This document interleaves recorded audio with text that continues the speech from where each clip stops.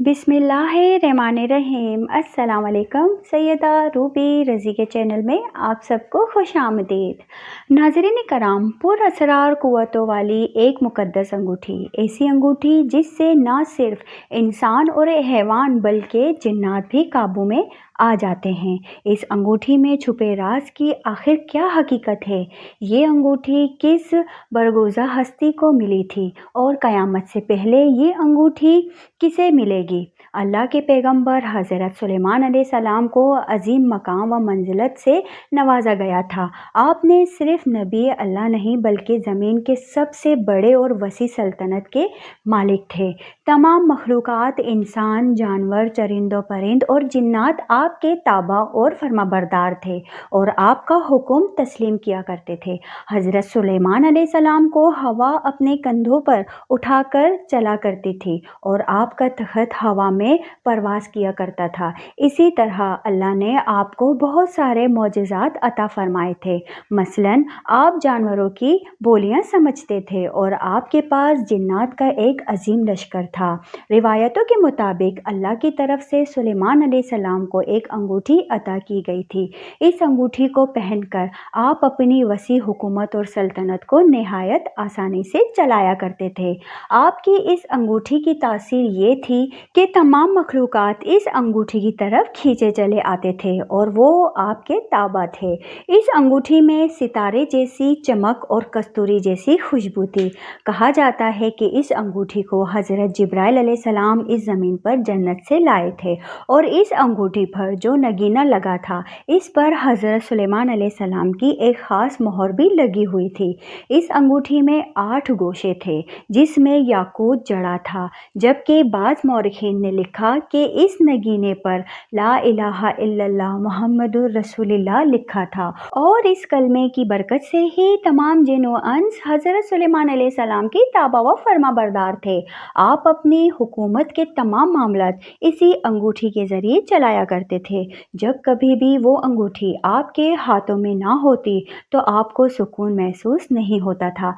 रिवायत है कि सुलेमान अलैहिस्सलाम जब बैतुल खिला जाते तो इस पाक अंगूठी को उतार दिया करते। लिहाजा एक दिन जब आप बैतुल खिला गए तो सखर नामी एक जिन ने आपकी इस मुकद्दस अंगूठी को चुरा लिया और हज़रत सुलेमान की शक्ल व सूरत इख्तियार करके आपके तख़्त पर काबिज़ हो गया, जबकि सुलेमान अलैहिस्सलाम को लोगों ने पहचानने से इनकार कर दिया और आप अपने ही मुल्क में अजनबी की तरह गुर्बत की ज़िंदगी गुजारने लगे। लेकिन कुछ दिनों बाद जैसे ही हज़रत सुलेमान के वज़रा और साथियों को ये अंदाज़ा हुआ कि इन पर हुकूमत करने वाला दरअसल हज़रत सुलेमान नहीं बल्कि इनका हम शक्ल और एक बेरूपिया है, तो उन्होंने इस जिन के सामने तौरेत के आयातों की तिलावत की, जिसे सुनकर सखर जिन वहाँ से भाग निकला और इसने सुलेमान अलैहिस्सलाम की इस अंगूठी को समंदर में फेंक दिया।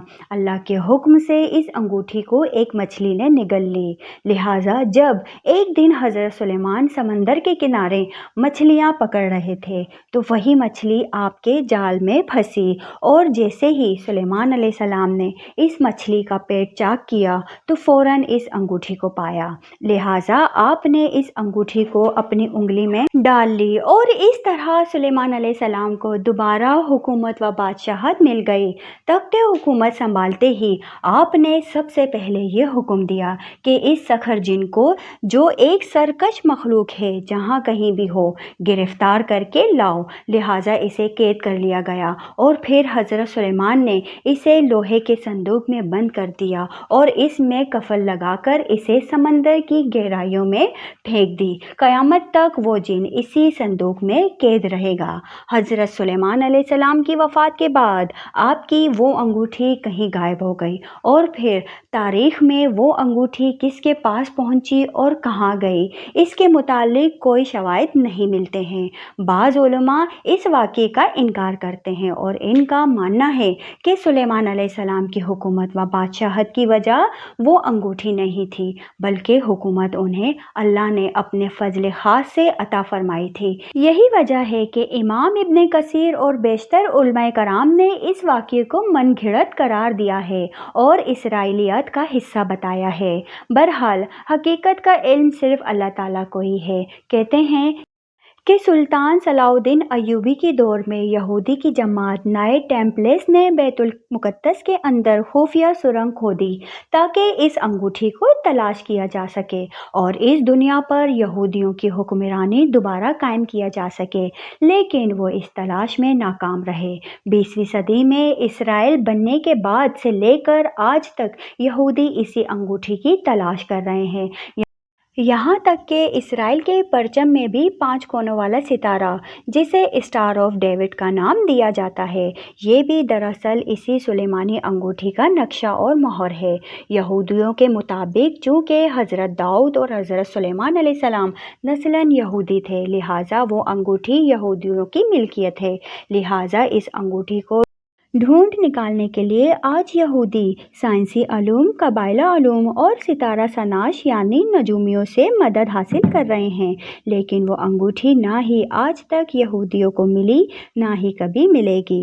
روایتوں کے مطابق قیامت کے قریب سب سے بڑے فتنے یعنی دجال کے پاس بھی ایک انگوٹھی ہوگی، لیکن وہ سلیمانی انگوٹھی نہیں بلکہ شیطانی انگوٹھی ہوگی، جس کے ذریعے دجال جادوئی طاقت حاصل کر کے لوگوں کو اپنا غلام بنانے کی کوشش کرے گا۔ لہٰذا دجالی انگوٹھی سے مقابلے کے لیے اس وقت سلیمانی انگوٹھی کا ظہور ہوگا، اور جو بھی دجال سے مقابلہ کرے گا، علماء کے مطابق سلیمانی انگوٹھی اسی شخص کے پاس ہوگی اور آخر میں فتح اسی شخص کے مقدر میں ہوگی۔ جبکہ اہل تشیع کے مطابق یہ انگوٹھی حضرت سلیمان علیہ السلام کے بعد بہت سارے پیغمبروں میں منتقل ہوتی رہی اور آخر میں امیر المومنین امام علی علیہ السلام کی اولادوں کے پاس آئی، اور آج یہ انگوٹھی امام مہدی کے پاس ہے جو دنیا کے کسی گوشے میں پوشیدہ ہے۔ لہٰذا قرب قیامت میں امام مہدی علیہ السلام کا اسی انگوٹھی کے ساتھ ظہور ہوگا اور آپ مسیح و دجال سے مقابلہ کریں گے۔ ناظرین کرام، اگر آپ کو میری یہ ویڈیو پسند آئی ہو تو ویڈیو کو لائک شیئر کر کے چینل کو سبسکرائب کر دیں اور بیل آئیکن دبا دیں تاکہ میری ہر آنے والی ویڈیو سب سے پہلے آپ تک پہنچ سکے۔ اب تک کے لیے اتنا ہی۔ سیدہ روبی رضی کو دیجیے اجازت۔ اپنا بہت سارا خیال رکھیے گا۔ اللہ حافظ۔